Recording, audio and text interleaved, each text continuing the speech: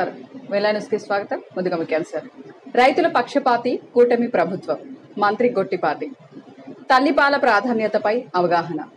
Annadata Sukhibhava PM Kisan పథకం మొదటి విడత కార్యక్రమంలో భాగంగా రైతులను ఆదుకోవడంలో కూటమి ప్రభుత్వం ముందుంటుందని రాష్ట్ర విద్యుత్ శాఖ మంత్రి, పల్నాడు జిల్లా ఇన్ఛార్జి మంత్రివర్యులు గొట్టిపాటి రవికుమార్ తెలియజేశారు. అన్నదాత సుఖీభవ పీఎం కిసాన్ పథకం మొదటి విడత కార్యక్రమం స్థానిక మార్కెట్ యార్డులో ఘనంగా నిర్వహించారు. కార్యక్రమానికి రాష్ట్ర మంత్రివర్యులు గొట్టిపాటి రవికుమార్, రాష్ట్ర ప్రభుత్వ చీఫ్ విప్, నియోజకవర్గ శాసనసభ్యులు జీవి ఆంజనేయులతో పాటు పల్నాడు జిల్లా కలెక్టర్ అరుణ్ బాబు ముఖ్య అతిథులుగా విచ్చేశారు. ముందుగా అన్నదాత సుఖీభవ పీఎం కిసాన్ పథకాన్ని ప్రారంభించారు. నియోజకవర్గంలో 45,773 మంది రైతులకు 32.04 కోట్లు రైతుల ఖాతాల్లో జమ కావడం జరిగిందని వారు తెలిపారు. ముఖ్యమంత్రి గారి చేతుల మీదుగా రాష్ట్ర వ్యాప్తంగా ఇవాళ ప్రారంభించుకోవడం జరిగింది. దర్శిలో అట్లానే ప్రధానమంత్రి గారి చేతుల మీదుగా కూడా ప్రారంభించుకోవడం జరిగింది అనమాట. మనం ఎలక్షన్ ముందు సూపర్ 6 హామీల ద్వారా ఏదైతే చెప్పామో అన్ని ఒకదాని తర్వాత అమలు చేసే దశలో ముందుకెళ్తా ఉన్నాం. ఇవాళ దాదాపు ఆ రోజు మనం 20,000 ఇస్తామని చెప్పాము. ఇచ్చిన మాట ప్రకారం కేంద్ర ప్రభుత్వం 6,000, మనం 14,000 అనమాట. ఇవాళ కేంద్ర ప్రభుత్వం 2,000 విడుదల చేస్తుంటే మనం 5,000 రూపాయలు ఇవాళ విడుదల చేస్తాం. మొత్తం 7,000 రూపాయలు రైతుల ఖాతాలోకి, దాదాపు 48,55,000 మంది రైతుల ఖాతాలోకి ఇవాళ ప్రారంభించడం జరిగింది. ముఖ్యమంత్రి గారి చేతుల మీదుగా దర్శి నుంచి ప్రారంభించడం జరిగింది. మనం ఏదైతే సూపర్ హామీ ద్వారా పథకాలు అమలు చేస్తూ ఉన్నామో, పెన్షన్స్ ఇచ్చే కార్యక్రమం తీసుకున్నాం.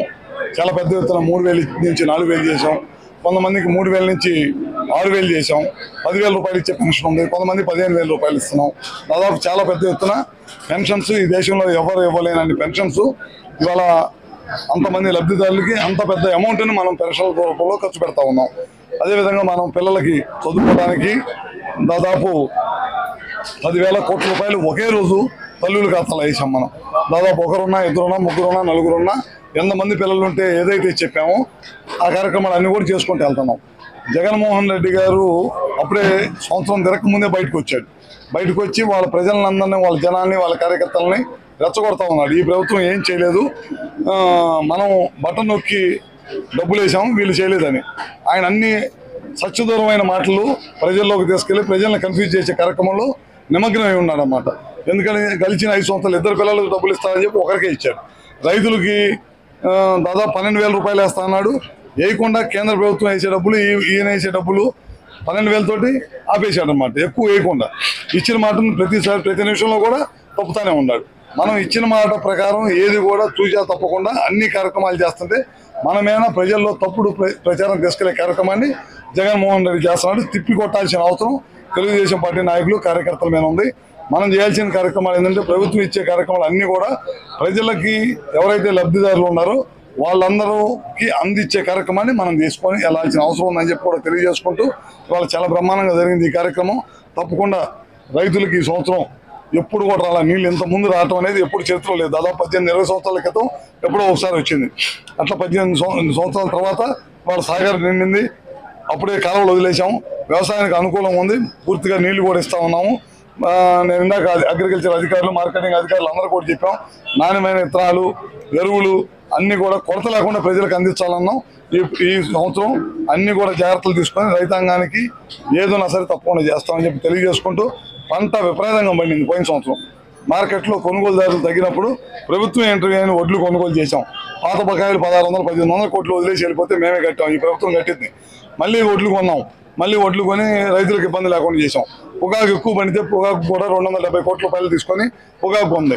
అదేవిధంగా మళ్ళీ కోకో పంటకి గత సంవత్సరం 750 రూపాయలు రేటు ఉండి ఈ సంవత్సరం 450 మాత్రమే ఇస్తాను ఫ్యాక్టరీలో అంటే కోకో పంట ఎక్కువ అయ్యి మళ్ళీ 50 రూపాయలు ప్రభుత్వం డబ్బులు రైతులకు ఇచ్చి ఇండస్ట్రీస్ వాళ్ళ ద్వారా కోకో కూడా కొనిపించింది. మ్యాంగో ఉంది. మ్యాంగో విపరీతంగా పంట వచ్చింది. బెంగళూరు నుంచి కూడా వచ్చి మన రాష్ట్రంలో ఉన్న వ్యాపారస్తులు మేనపోటు పడిపోతే దానికి కూడా అదనంగా ఫ్యాక్టరీలో 8 రూపాయలు 9 రూపాయలు ఇస్తే మనం కూడా 4 రూపాయలు అదనంగా ఇచ్చి మ్యాంగో కూడా కొనిపించాం.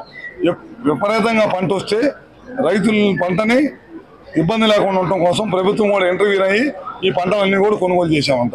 ఈ ప్రభుత్వం రైతులకి చిత్తశుద్ధి ఉంది. రైతులు పండించిన రైతు ప్రభుత్వం రైతులతోటి చిత్తశుద్ధిగా వ్యవహరిస్తూ ముందుకెళ్తుంది. ఖచ్చితంగా ఈ ప్రభుత్వానికి ప్రజలకి మద్దతు ఇవ్వాలని చెప్పి కూడా మరొకసారి తెలియజేసుకుంటూ సెలవు తీసుకుంటాం. జర్నలిస్ట్ సోదరులందరికీ పేరు పేరున అందరికీ హృదయపూర్వక నమస్కారం. ఈరోజు రాష్ట్ర ప్రభుత్వం చంద్రబాబు నాయుడు గారు అన్నదాత సుఖీభవ కార్యక్రమాన్ని ఈరోజు 46,85,000 మందికి ఈ అన్నదాత సుఖీభవ కార్యక్రమాన్ని ఒక్కో రైతుకి 20,000 వచ్చే విధంగా పథకాన్ని రూపొందించారు. మొదటి విడత ప్రతి రైతుకు 7,000 రూపాయలు అందించారు. కేంద్ర ప్రభుత్వ సహకారానికి ధన్యవాదాలు. గత ప్రభుత్వం మాట తప్పారు, మడం తిప్పారు. 12,500 రాష్ట్ర ప్రభుత్వం తరఫున ఇస్తామని గత ప్రభుత్వం మోసం చేశారు. కేవలం 7,500 మాత్రమే ఇచ్చారు గత ప్రభుత్వంలో. కానీ ఎన్డీఏ ప్రభుత్వం చంద్రబాబు రాష్ట్ర ప్రభుత్వం కేంద్ర ప్రభుత్వం రూపాయలు రైతుకి ఇస్తాం. ఎన్నికలకు ముందు ఇచ్చినటువంటి హామీలు మాట చెప్పారు, సంక్షేమ పథకాల్లో కోతలు పెట్టారు. రైతులకి మరి మైక్రో న్యూట్రియంట్స్ ఎగ్గొట్టారు. అలాగే సబ్సిడీలో వ్యవసాయ పరికరాలు ఇవ్వలేదు 5 సంవత్సరాలు. రైతులకి తీవ్ర అన్యాయం చేశారు. 1,674 కోట్లు రైతులకి ధాన్యం కొన్నాళ్ళకి అప్పులు పెడితే గత ప్రభుత్వం ఈరోజు చంద్రబాబు గారు ప్రభుత్వం వచ్చినాక ఆ రైతులకి బకాయిలు తీసి ఆదుకుంది. ఈరోజు పంట బీమా చెల్లిస్తూ ఉంది. ఈరోజు ఎన్డీఏ ప్రభుత్వం ఈరోజు హార్టికల్చర్ హబ్గా తయారు చేయడానికి ఈరోజు ప్రభుత్వం అన్ని విధాలా ప్రోత్సహిస్తుంది. 90% సబ్సిడీతో డ్రిప్ ఇస్తూ ఉంది రైతుల కోసం. సోలార్ పవర్ సెట్లు ఇస్తుంది. డ్రోన్లు కూడా సబ్సిడీలు ఇస్తుంది రైతుల కోసం. మరి ఈ విధంగా అన్నదాతలకు అండగా ఉన్నటువంటి ఎన్డీఏ ప్రభుత్వం అన్ని విధాల రైతులకు అండగా ఉంది. గత ప్రభుత్వంలో రైతుల సంక్షేమాన్ని కోతబెట్టి, రైతులను క్షోభ పెట్టి, రైతులను ఎన్నో ఇబ్బందులు పాలు చేసింది గత ప్రభుత్వం. అందుకే ఈరోజు ప్రజలందరూ కూడా ఎన్డీఏ ప్రభుత్వానికి జయజయలు పలుకుతున్నారు. అన్నదాతకు అండగా ఉన్నటువంటి ఎన్డీఏ ప్రభుత్వం మరి ప్రభుత్వానికి ఈరోజు ప్రజలు మళ్ళీ కోరుకుంటున్నారు. తప్పనిసరిగా వినుకొండని అలాగే పల్నాడు జిల్లాని ఒక హార్టికల్చర్ హబ్గా తీర్చిదిద్దాం. ప్రభుత్వ సహకారంతో ప్రభుత్వం ఇచ్చేటువంటి రాయితీలు ప్రోత్సాహకాలు తీసుకొని హార్టికల్చర్ హబ్గా తీర్చిదిద్దుతాం. రైతుల తలసరి ఆదాయంలో రాష్ట్రంలో దేశంలో మిన్నగా పల్నాడు జిల్లాని మరి సమీక్ష కృషితోటి ఇన్ఛార్జి మంత్రి గారు రవికుమార్ గారు అందరి సహకారంతో పల్నాడు రైతుల్ని అభివృద్ధిలో ముందుంచుతాం. హార్టికల్చర్ పంటల్లో ముందుకెళ్తామని ఈ సందర్భంగా తెలియజేస్తున్నా. ఈ కార్యక్రమంలో పాల్గొన్న రైతు సోదరులందరికీ పేరు పేరున హృదయపూర్వక నమస్కారాలు, ధన్యవాదాలు. అంగన్వాడీ తల్లిపాల వారోత్సవ ర్యాలీ వినుకొండ ప్రాజెక్ట్ మండల ఏనుగుపాలెం సెక్టార్లోని పరిధిలో ఏనుగుపాలెం గ్రామంలో సచివాలయం వద్ద ప్రపంచ తల్లిపాల వారోత్సవాలు నిర్వహించడం జరిగింది. ప్రతి అంగన్వాడీ సెంటర్ నందు నేటి నుండి 7 వరకు 7 రోజుల పాటు తల్లిపాల వారోత్సవాలు జరుపుతారన్నారు. కార్యక్రమంలో భాగంగా గర్భవతులను 6 నెలల లోపు బాలింతలను ఆహ్వానించి వారికి తల్లిపాలపై అవగాహన కల్పించడం, తల్లిపాల యొక్క ప్రాముఖ్యతను తెలియపరుస్తూ అవగాహన కల్పించడం జరిగిందని సూపర్వైజర్ దేవి తెలియజేశారు. బిడ్డ పుట్టిన వెంటనే తల్లిపాలు పట్టించాలని, బిడ్డకు 6 నెలలు వచ్చే వరకు కేవలం తల్లిపాలే ఇవ్వాలని తల్లులకు వివరించడం జరిగింది.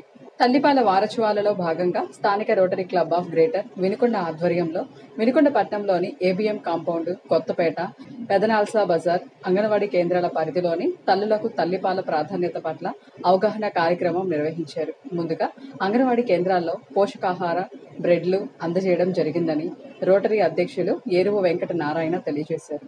ఈ సందర్భంగా ఆయన మాట్లాడుతూ అవసరాల ఆధారంగా మరిన్ని అంగన్వాడీ కేంద్రాలకు కూడా సహాయపడేందుకు rotary club of greater Vinukonda సదా సిద్ధంగా ఉంటుందని అన్నారు. పట్న అభివృద్ధి రోడ్డు విస్తరణలో భాగంగా గాంధీ విగ్రహం మున్సిపల్ అధికారులు తొలగించడం జరిగిందని, ఈ విషయంపై ప్రతిపక్ష నాయకులు రాద్ధాంతాలు చేయడం మానుకోవాలని పట్న ఆర్యవైశ్య ప్రముఖులు తెలియజేశారు. గత కొన్ని రోజులుగా రోడ్డు విస్తరణలో భాగంగా మున్సిపల్ కమిషనర్ ఆర్యవైశ్యులను సంప్రదించి గాంధీ విగ్రహాన్ని తీసివేశారని, త్వరలో గాంధీ విగ్రహాన్ని మంచిగా ఏర్పాటు చేసేందుకు స్థానిక శాసనసభ్యులు రాష్ట్ర ప్రభుత్వ చీఫ్ విప్ జీవి ఆంజనేయులు హామీ ఇచ్చారు. ఈ విషయంపై ప్రతిపక్ష నాయకులు దుమారం చేయడం సిగ్గుచేటుగా ఉందన్నారు. అభివృద్ధి చేస్తే సహకరించాలని, ఏదో ఒక విధంగా ఈ విషయాన్ని రాద్ధాంతం చేసి స్వార్థ ప్రయోజనాల కోసం స్వార్థ రాజకీయాలు చేయడం మానుకోవాలని ఈ సందర్భంగా తెలియజేశారు. త్వరలో ఎమ్మెల్యే సహాయ సహకారాలతో గాంధీ చౌక్ అనే పేరుతో మంచి సెంటర్లో గాంధీ విగ్రహాన్ని ఏర్పాటు చేయడం జరుగుతుందని ఈ సందర్భంగా వారు తెలియజేశారు. జై వాసవి. ఈ మధ్యన రోడ్డు వైండింగ్ సందర్భంగా ఎండిఓ ఆఫీస్ ముందు ఉన్న గాంధీ గారి విగ్రహాన్ని మన సంఘ సభ్యులతో పాటు అంటే వాసవి క్లబ్ వాళ్ళకి తెలియజేసి అది తొలగించడం అయిందని కమిషనర్ గారు చెప్పారు. కమిషనర్ గారిని మేము ఎందుకు కలిసామంటే ఇది వైరల్ అవుతుంది కాబట్టి అసలు ఏమి జరిగిందని ఆర్ఎస్ సంఘం తరఫున మేము అడిగాం. కమిటీ వాళ్ళందరం అడిగితే ఇది వాసవి క్లబ్ వాళ్ళకి చెప్పి చేసామండి, కావాలంటే కనుక్కోండి అన్నారు. మేము వాళ్ళని సంప్రదిస్తే ఇది మాకు తెలిసండి విషయం, మీరు కూడా నూతనంగా కమిటీ ఏర్పడ్డారు కాబట్టి మేము మిమ్మల్ని సంప్రదించలేకపోయాం, దీంట్లో వ్యాధపరాలు లేవు, ఇంకోటి లేవండి. దాని మీద ఉన్న బండ మీద ఉన్న శిలాఫలకం మీద ఉన్న పేర్ల ప్రకారం కమిషనర్ గారు పిలిపించారు. దాని ప్రకారం వాళ్ళు సమాచారం ఇచ్చారు. సమాచారం ప్రకారం కూడా ఇంకో అదే రోజు వాగ్దానం కూడా ఇచ్చామండి. మంచి ప్లేస్ అంటే ఎక్కడో కాదండి, అక్కడే జంక్షన్ లాగా పెట్టి ఆ సెంటర్లో గాంధీ గారి విగ్రహానికి మంచి ప్లేస్ ఇస్తాం, మీ అందరి ముందే కొలతలేసి ప్రత్యేకతగా ఉండేటట్టు, ఆ బజార్కి గాంధీ చౌక్ నామకరణం చేసేటట్టు మీ విగ్రహం మీరు మాత్రం ఏర్పాటు చేసుకోండి అని అడిగారు. కాదు మీరే చేయండి అంటే కాంస్య విగ్రహం అడుగుతున్నారండి, అందువల్ల కొద్దిగా ఖర్చుతో కూడుకున్నారు కాబట్టి మీరంతా కూర్చొని మాట్లాడండి అన్నారు. ఈ విషయమై మేము అందరం కలిసి ఎమ్మెల్యే గారిని సంప్రదించగా బాబీ గారు మీరు కాంస్య విగ్రహానికి ఏర్పాటు చేయండి, నేను కూడా సహకరిస్తాను అని ఆయన ₹1,00,000 విరాళం ప్రకటించడం అయింది. ఈ విషయం మేము తర్వాత తెలియజేస్తున్నాం అందరికీ, అది మా సంఘ సభ్యులకు కానివ్వండి ఇతరులకు కానీ. కాకపోతే ప్రస్తుతం దీన్ని వైరల్గా చేసి ఇష్యూని తప్పుదారి పట్టిస్తున్నారు. గాంధీజీ బాపూజీ కింద లెక్క మన దేశానికి కాదు ప్రపంచానికి ఆయన ఆదర్శం. దక్షిణాఫ్రికా కానివ్వండి, మన భారతదేశం కానీ, అమెరికా కానీ ఎక్కడ పోయినా ఆయన విగ్రహాలు ఉంటాయి. దీన్ని కులానికి అంటకట్టకుండా జాతి పితగా చూస్తూ మనం అందరం కలిసి అన్ని పార్టీలు కలిసి పార్టీలకు అతీతంగా పనిచేసుకుంటూ విగ్రహాన్ని చాలా గొప్పగా చాలా పెద్దదిగా చేసుకొని దాని యొక్క కీర్తి ప్రతిష్టను నిలుపుకుంటూ వినుకొండకు అది పెద్ద విగ్రహంగా ఉండేటట్టుగా మనం అందరం కలిసి పనిచేద్దామని నా కోరిక. మహాత్మా గాంధీ విగ్రహాన్ని మండలాఫీస్ ముందు ఉన్న విగ్రహాన్ని ఎన్డీఏ పార్టీ నాయకులు ఇండియా పార్టీ వారు విగ్రహాన్ని తీయించారు అని వినుకొండలో ఫ్రంట్ మీడియాలో కానీ వాట్సాప్లో కానీ హల్చల్ చేస్తుంది. దాన్ని పూర్తిగా తీవ్రంగా ఖండిస్తున్నాం.